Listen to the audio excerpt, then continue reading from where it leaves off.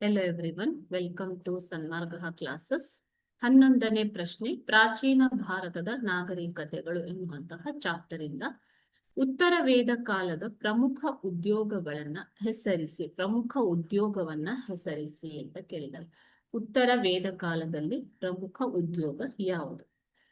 ಉತ್ತರ ವೇದ ಕಾಲದ ಪ್ರಮುಖ ಉದ್ಯೋಗ ಕೃಷಿ ಆಗಿತ್ತು ಮಕ್ಕಳೇ. ಇಲ್ಲಿ ಮುಖ್ಯವಾಗಿ ಕೃಷಿ, ಬೇಟೆ ಮತ್ತು ಪಶುಪಾಲನೆಗಿಂತ ಕೃಷಿ ಪ್ರಮುಖ ಉದ್ಯೋಗವಾಯಿತು.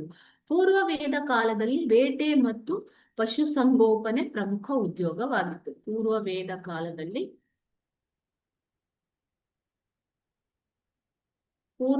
ಕಾಲದಲ್ಲಿ ಬೇಟೆ ಮತ್ತು ಪಶುಸಂಗೋಪನೆ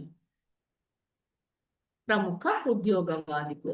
ಆದರೆ ಉತ್ತರ ವೇದ ಕಾಲದಲ್ಲಿ ಇವೆರಡಕ್ಕಿಂತ ಹೆಚ್ಚಾಗಿ ಕೃಷಿಗೆ ಆದ್ಯತೆಯನ್ನು ಕೊಡಲಾಗಿತ್ತು.